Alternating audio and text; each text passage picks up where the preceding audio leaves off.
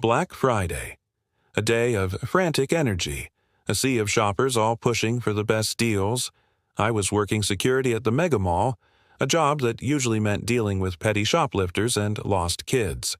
But this year, things were different.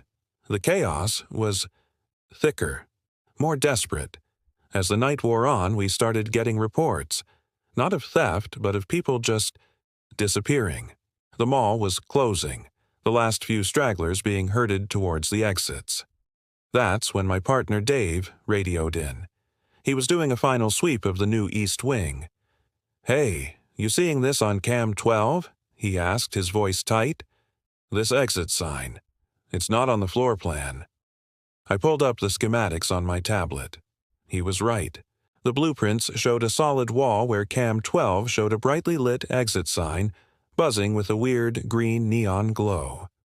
"Stay put, Dave. I'm coming to you," I said, my heart starting to pound a rhythm against my ribs.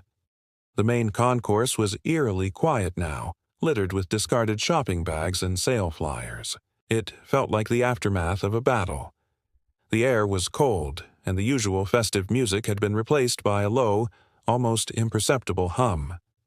As I got closer to the East Wing, the hum grew louder, vibrating through the soles of my shoes. I found the hallway. It wasn't just the sign that was wrong.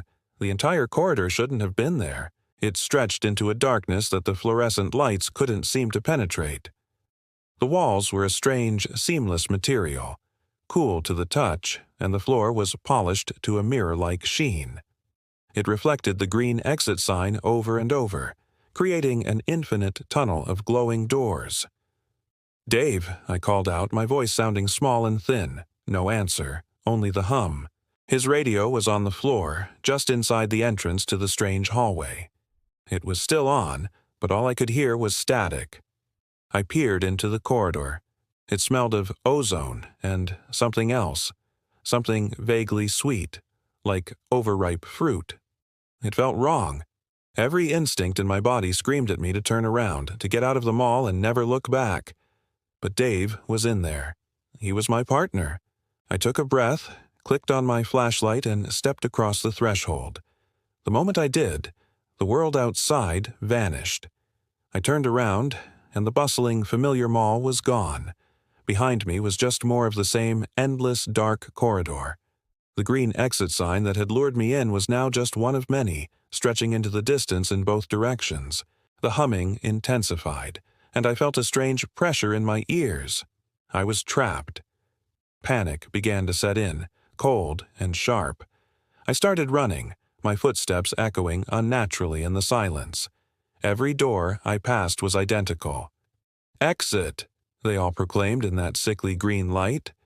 I tried one. The handle was cold as ice and it wouldn't budge. I tried another and another, all locked, all solid. It was like they were just images projected onto the wall. Hours, or maybe days, passed.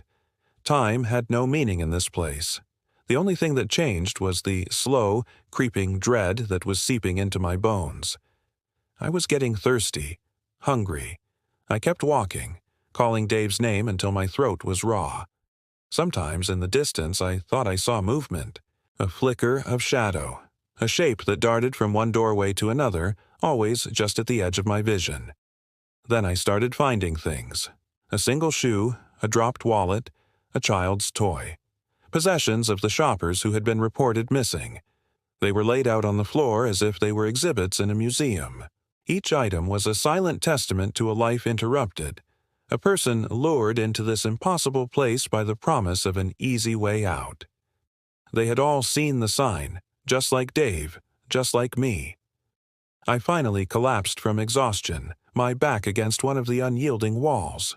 The humming was inside my head now, a constant, droning song. I closed my eyes, and for the first time, I heard a voice amidst the static of my own thoughts. It wasn't speaking words, but it was communicating. It showed me images. Images of a vast, empty space between spaces. A hunter that fed not on flesh, but on hope.